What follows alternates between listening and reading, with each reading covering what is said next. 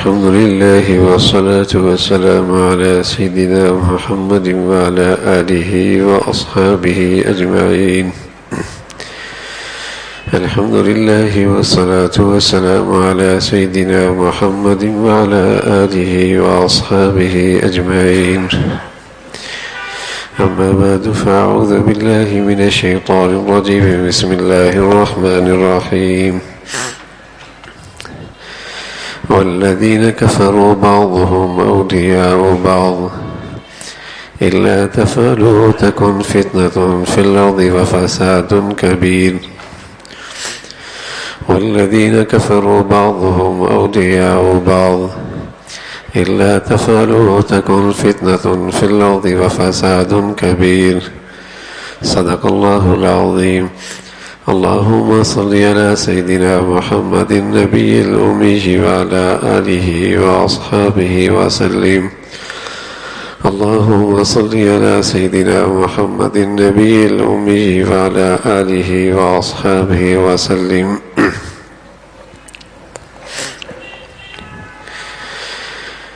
جب انسانی زندگی کی ایک نئی تاریخ کا آغاز ہوا، دعوت اسلامی کا آغاز ہوا، تو اللہ کے حبیب ہیں، محمد رسول اللہ ہے، ایک پہاڑی پہ کھڑے ہوتے ہیں اور اپنی پوری قوت اور طاقت سے آواز لگاتے ہیں، یا صباحا یا صباحا. عرب کی وہ فضا ان الفاظ سے مانوس تھی، اور جو آواز تھی اس آواز سے بھی وہ آشنا تھے. جب کوئی خطرہ درپیش ہوتا، کوئی دشمن کہیں گھات لگائے بیٹھا ہوتا، کوئی دشمن رات کے اندھیرے میں حملے کی سازش، تدبیر، منصوبہ بندی کر رہا ہوتا، اور کسی کے کان میں خبر پڑ جاتی، تو وہ اپنی قوم کو خبردار کرنے کے لیے یہ الفاظ پہاڑی پہ کسی ٹیلے پہ چڑھ کے لگایا کرتا تھا، یا صباحا یا صباحا. تو اللہ کے نبی صلی اللہ علیہ وسلم نے جب یہ الفاظ کہے یا صباحا، تو پورا مکہ پہاڑ کے دامن میں اکٹھا ہو جاتا ہے، اور آپ علیہ الصلوۃ والسلام انہیں ایک پیغام دیتے ہیں کہ یہ بتاؤ، میں پہاڑ پہ کھڑا ہوں، میری طرف پہاڑ کے دونوں دامن میری آنکھوں کے سامنے ہیں. اگر میں تمہیں یہ بتاؤں کہ اس پہاڑ کے دوسری طرف ایک دشمن کا دستہ چھپا بیٹھا ہے اور وہ تم پہ حملہ آور ہونا چاہتا ہے، تو تم مجھے سچا مانو گے؟ انہیں اس شخص سے اچھا تجربہ ہو چکا تھا. نبوت سے پہلے انہوں نے امین اور صادق کا لقب انہیں دے رکھا تھا. کہنے لگے ہمیں آپ سے، آپ کی زبان سے جھوٹ کا کبھی تجربہ نہیں ہوا.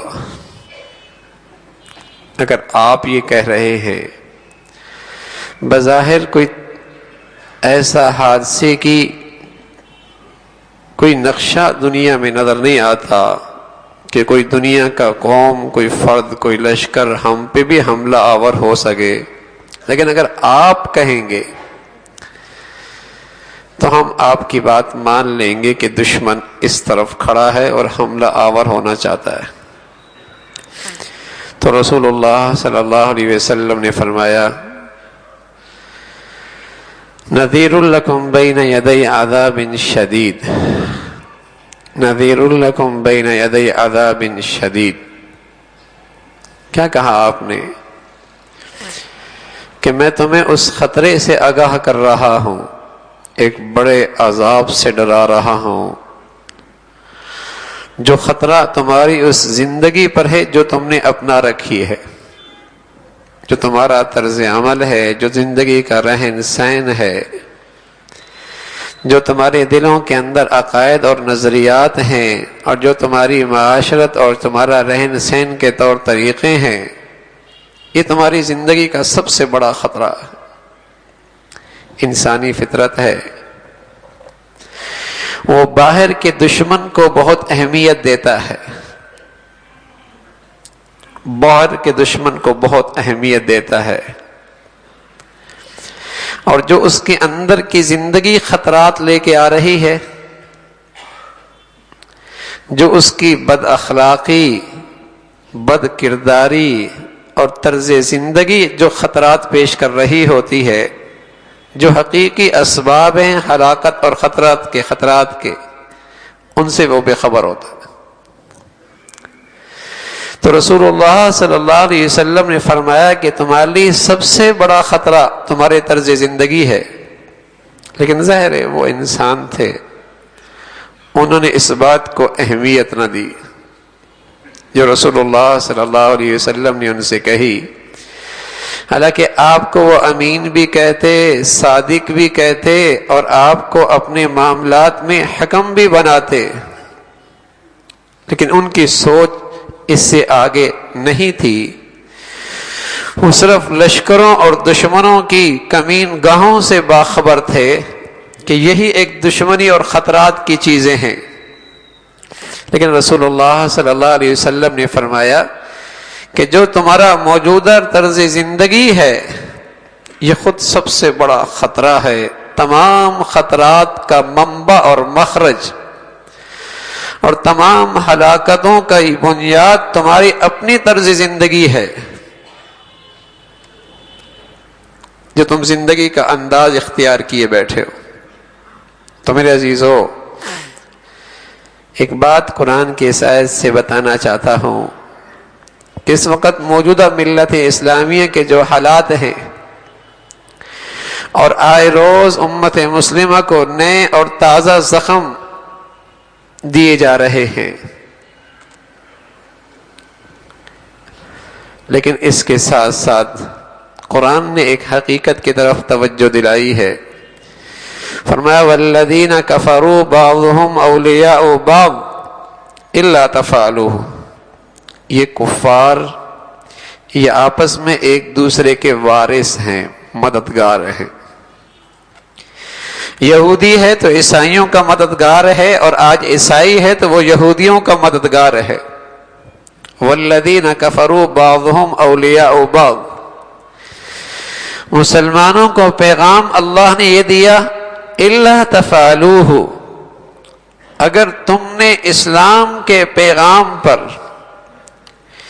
ایمان اور یقین کی بنیاد پر اسلامی اور ایمانی بھائی چارہ قائم نہ فرمایا، اور اس میں تم نے سستی اور کاہلی کا مظاہرہ کیا، تو پھر یاد رکھنا تکن فی الارض فساد کبیر، پھر دنیا بھر میں فساد برپا ہوگا۔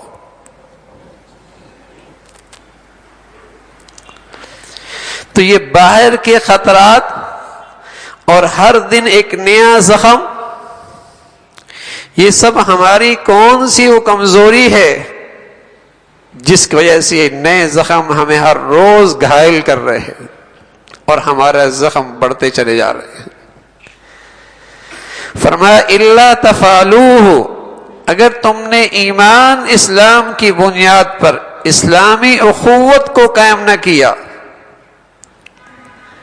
جو اخوت اور بھائی چارہ ایمان کی بنیاد پر، یقین کی بنیاد پر، انسانیت کی بنیاد پر، عادلانہ نظام کی بنیاد پر، ایثار اور قربانی کی بنیاد پر کھڑی ہو، اگر تم نے یہ نہ قائم کیا تو دنیا پھر فساد سے بھر جائے گی، دنیا فساد سے بھر جائے گی۔ آج مسلمان اپنے آپ کو بھول چکا ہے کہ میں مسلمان کا اور اسلام میرا، میں اسلام کا اور اسلام میرا، میری زندگی ایمان کی اور ایمان میرا سب سے قیمتی سرمایہ، میرے تمام تر رشتوں کی بنیاد ایمان اسلام، یہ تعارف بھول چکا ہے۔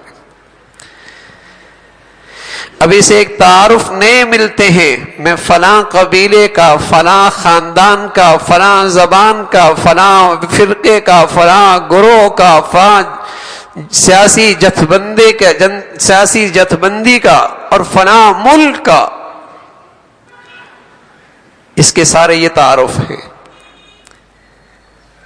اور جب اس مسلمان کا تعارف تھا کہ اسلام میرا اور میں اسلام کا،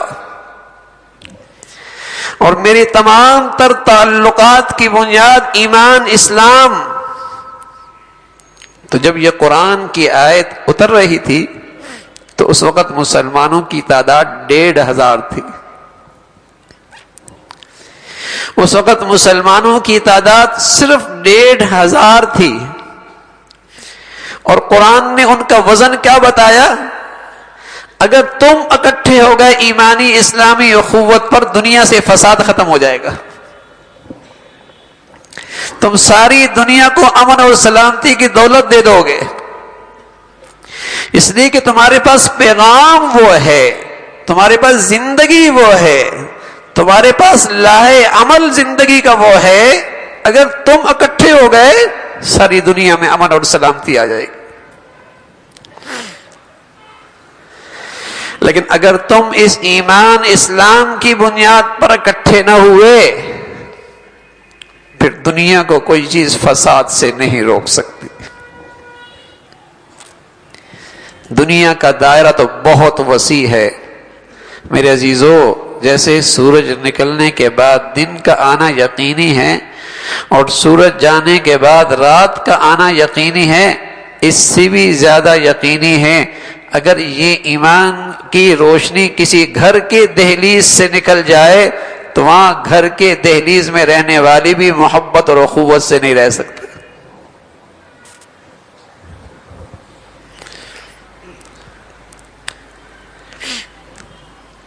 اسلام سے مسلمان کا تعلق کیا تھا؟ والذین کفروا بعضهم اولیاء بعض، کہ سارا کفر آپس میں اکٹھا، الا تفروا، مسلمانوں اگر تم ایمان کی بنیاد پر نہ اکٹھے ہوئے، تکن فتنۃ فی الارض، پھر زمین میں فساد ہے۔ اس لیے کہ تمہارے پاس پیغام بہت بڑھیا، تمہارے پاس نظام بہت بڑھیا، لیکن تم خود ہی اکٹھے نہیں ہو۔ گروہ بندیاں ہیں، فرقہ واریت ہے، لسانیت اور عصبیت ہے، مفاد پرستی ہے، انانیت ہے، اقتدار کی رساکشی ہے۔ پوری اسلامی دنیا کا حال اس وقت اسی کی تصویر ہے، پوری اسلامی دنیا کی۔ ورنہ جب مسلمان اکٹھا تھا میرے عزیزو، تو ربیع ابن عامر رضی اللہ تعالیٰ عنہ، چھوٹی سی سواری اور پیون لگے لباس پہنے ہوئے، ہاتھ میں تلوار ایسی کہ جس کے ہتھے پر کپڑے لپٹی ہوئی ہے، اور اس وقت کی سب سے بڑی سپر طاقت ایران، اس کا جرنیل رستم اس کے دربار میں پہنچے تو بڑی حقارانہ نظر سے ان سے کہنے لگے کہ تم عرب کے صحراؤں سے اٹھ کر یہاں کیوں آئے؟ اور وہ ان کے ہاں اتنا ترقی یافتہ اور اتنی جسے کہیں کہ ناز و نعمت کی زندگی تھی کہ اگر اس کے پٹکا کوئی پہن لیتا تو اس کی قیمت 1 لاکھ سے اس زمانے میں کم نہ تھی، کہ یہ فلاں ایرانی نے پہنا ہے، اس کی اتنی قدر و قیمت ہوتی تھی۔ تو اس سے کہنے لگے تم کیوں یہاں آئے ہو؟ تو ربیع ابن عامر فرمانے لگے رضی اللہ تعالیٰ عنہ، ہم آئے نہیں ہیں، اللہ نے ہمیں بھیجا ہے، اللہ نے ہمیں بھیجا ہے، اور ہم دنیا کو مذاہب کی اور تہذیبوں کے اندھیروں سے نکال کر اسلام کی روشنی کی طرف لے جانا چاہتے ہیں۔ اسلام کی روشنی کی طرف لے جانا چاہتے ہیں. سبحان اللہ. بظاہر وہ بہت معمولی حیت میں تشریف لے کے آئے، لیکن رستم اسے تکتا رہ گیا کہ یہ کیا کہہ رہا ہے. اسے بالکل توقع نہیں تھی کہ یہ فقیر آدمی اس انداز کی گفتگو کرے گا، اور کہنے لگا دنیا کی تنگی سے نکال کر آخرت کی وسعت کی راہ پہ ڈالنا چاہتے ہیں انسانیت کو. یہ ہمارے پاس پیغام ہے، اور سبحان اللہ یہ پیغام جدھر لے کے نکلے، چاہے وہ ایران تھا یا روم تھا، وہاں امن اور سلامتی کے جھنڈے لہرا دیے. میرے عزیزو، آج امت مسلمہ مجموعی طور پہ صرف ذاتی بنیاد پر، مفادات کی بنیاد پر زندگی گزار رہی ہے. اسے کوئی سروکار نہیں کہ اسلام، مسلمان، اسلامی شاعر، اسلام کے مراکز، ان کا تحفظ بھی میری ذمہ داری ہے، ان کی اشاعت اور ان کی حفاظت بھی میری ذمہ داری ہے. ہر شخص اپنی ذات تک، اپنے گھر تک، اپنے کاروبار تک محدود ہے. عرصہ ہوا کہ مسلمان نے اپنے آپ کو اسلام کا نہ رہنے دیا کہ میں اسلام میرا ہے. یہ تصور ختم ہوتا چلا گیا، محدود ہو گئی اپنی ذاتی بنیاد پر. ابو ایوب انصاری رضی اللہ تعالیٰ عنہ جب ان کے سامنے یہ قرآن کی آیت آئی وَلَا تُلْقُوا بِأَيْدِيكُمْ إِلَى التَّهْلُكَةِ، اپنے آپ کو اپنے ہاتھوں سے ہلاکت میں مت ڈالو، حضرت ابو ایوب فرمانے لگے رضی اللہ تعالیٰ عنہ، ٹھہرو، جب یہ آیت اتری تھی تو مجھے اس کا شان نزول خوب پتا ہے، اس آیت کا مفہوم مضمون کا مجھے خوب اس کی آگاہی ہے.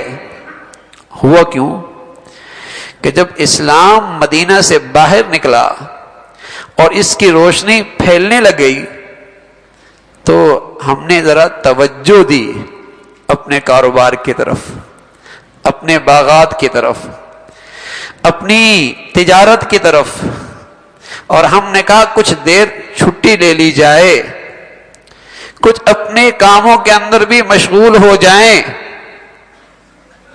تو اس موقع پہ قرآن کی یہ آیت آ گئی وَلَا تُلْقُوا بِأَيْدِيكُمْ إِلَى التَّهْلُكَةِ، تم اپنے ہاتھوں سے اپنے آپ کو ہلاکت میں مت ڈالو.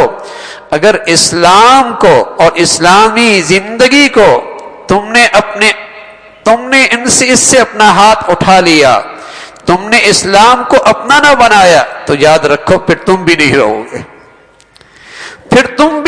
گے. اگر اسلام کی حفاظت اور تحفظ کے لیے تم کمر بستہ نہ ہوئے تو یاد رکھنا پھر تمہارا وجود بھی خطرے میں پڑ جائے گا. تو مجھے پتا ہے کہ یہ آیت کب اتری تھی وَلَا تُلْقُوا بِأَيْدِيكُمْ إِلَى التَّهْلُكَةِ. تو میرے عزیزو، جب تک مسلمان اسلام کے تحفظ میں، اسلام کی حفاظت میں، اسلام کی اشاعت میں اور اسلامی شاعر کی تحفظ اس کو اپنی زندگی کا حصہ بنا رہا تھا تو مسلمان بھی دنیا میں معزز تھا، مسلمان کو بھی دنیا میں عزت ملی ہوئی تھی. اس لیے عمر فرمایا کرتے تھے رضی اللہ تعالیٰ عنہ، ہم تو گرے پڑے لوگ تھے اور دنیا کی کوئی مہذب سلطنت ہم پہ حکومت کرنے کے لیے تیار نہ تھی، لیکن کیا ہوا، ہم نے اسلام کو سینے سے لگایا، اس کو اپنی زندگی کے ہر مفادات میں آگے رکھا، اسے اپنی زندگی میں ہر جگہ سب سے آگے رکھا. اسلام ہماری سب سے بڑی ترجیح بن گئی، تمام رشتے ناتوں کی بنیاد اسلام بن گئی، اسلام کی بنیاد پر ہمارے سارے تعلقات تھے. پھر کیا ہوا، اعزنا اللہ بالاسلام، پھر اسی اسلام نے ہمیں وہ عزت نصیب فرمائی. کہاں ہمیں اونٹ چلانے نہیں آیا کرتے تھے اور کہاں عمر ہیں رضی اللہ تعالیٰ عنہ امیر المؤمنین ساری امت مسلمہ کے امیر بنے بیٹھے، پہاڑوں میں کھڑے کچھ سوچ رہے۔ ساتھیوں نے کہا عمر سخت دھوپ ہے، کیا سوچ رہے ہو ان پہاڑیوں میں؟